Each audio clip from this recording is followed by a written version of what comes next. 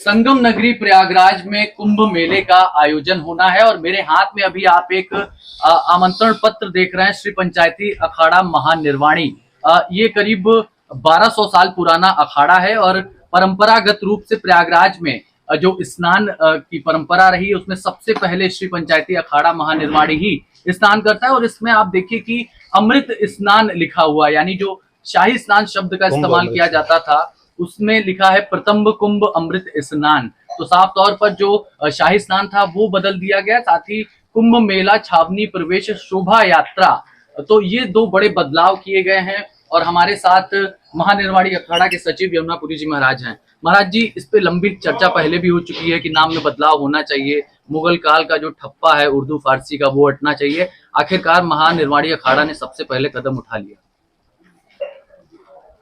देखिए, इसमें ये तो अनिवार्य था और थोड़ा भाषाओं में निरंतर कुछ न कुछ परिवर्तन होते रहे हैं। तो पूर्व में भी जिन नामों का वर्णन आता है, क्योंकि कुंभ अमृत और कुंभ का गहनतम संबंध है और ये कुंभ मेला कुंभ अमृत स्नान, प्रथम कुंभ अमृत स्नान, द्वितीय कुंभ अमृत स्नान, तृतीय कुंभ अमृत स्नान, ठीक है, प्रधान 3 स्नानों में इसको रखा गया है। तो ये इससे सब चीजें समझ में आ जाती हैं किस लिए है ना, और किस उद्देश्य से है। और कुंभ मेले की संस्कृति से लेके हर चीज इन शब्दों में अपने आप में समाहित हो जाता है और अपनी भाषा है। पेशवाई की बात करें तो उसमें कुंभ मेला प्रवेश शोभा यात्रा, तो किस लिए शोभा यात्रा और कुंभ मेले में जाने के लिए। तो शोभा यात्रा मतलब कि सभी, जैसे एक उत्सव होता है गृहस्थ समाज में, कोई भी उत्सव होता है, उसी तरीके से महात्मा और साधुओं में कुंभ का एक उत्सव के रूप में लेते हैं इसको। बहुत बड़ा उत्सव होता है, तो उसकी एक शोभा यात्रा होती है। उसमें सब अपने मंडलेश्वर, महामंडलेश्वर, महंत, श्री महंत और नागा सन्यासी और कुछ झांकियां होती हैं जो अपनी संस्कृति को प्रेजेंटेशन करती हैं, प्रस्तुत करती हैं। तो ये मिलजुल करके बहुत अच्छी शोभा यात्राएं ये भी बहुत प्राचीन समय से चलती हुई आ रही हैं और अपनी भारतीय संस्कृति की पूरी झलक इसमें मिलती है। और सभी अखाड़ों में लगभग हर अखाड़े में ये मान लीजिए भारतवर्ष के हर राज्य का महात्मा मिलेगा। तो ये पूरा भारत इकट्ठा होता है इस कुंभ मेले के अंदर, और शोभा यात्रा में भी समझ लो पूरा भारत ही संयुक्त रूप से जा रहा होता है। तो बिल्कुल महानिर्वाणी अखाड़े ने ये पहल की है और सबसे पहले अमृत स्नान की बात की जा रही है। अगर स्नान की बात की जाए तो अमृत स्नान सबसे पहले प्रयागराज में कौन सा अखाड़ा करता आया है परंपरागत रूप से, अगर 3 अखाड़ों की बात करें? देखिए, 4 जगह कुंभ मेले का आयोजन होता है भूमंडल पे और सब जगह अलग अलग क्रम है। हम सन्यासी अखाड़ों के, तो उसी क्रम में प्रयागराज में प्रथम आगे जो चलते हैं, स्नान तो सभी कर रहे हैं, बस सिर्फ आगे जो चलते हैं वो पंचायती अखाड़ा महानिर्वाणी के साथ में अटल पंचायती अखाड़ा अटल है ना, शंभू पंचायती अटल अखाड़ा। उसके बाद श्री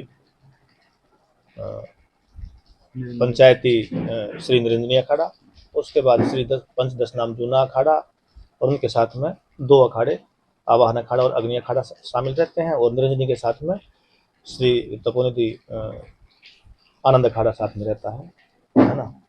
तो ये क्रम है हमारा। और इसी तरीके से हरिद्वार का एक अलग क्रम है, वहाँ श्री पंचायती निरंजनी अखाड़ा पहले स्नान करता है, हम लोग वहाँ उसके बाद जूना अखाड़ा और उनके साथ के जो अखाड़े हैं 3 नंबर पे हम वहाँ स्नान करते हैं।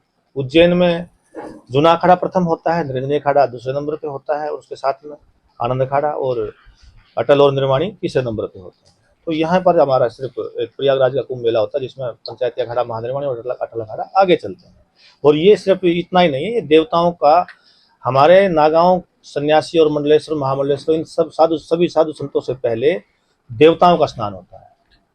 अपने अपने अखाड़ों के सब अपने अपने इष्ट होते हैं, देवता होते हैं, उनके भाले होते हैं, सूर्य प्रकाश, भैरव प्रकाश, और उसके बीच में उनके आराध्य देव होते हैं।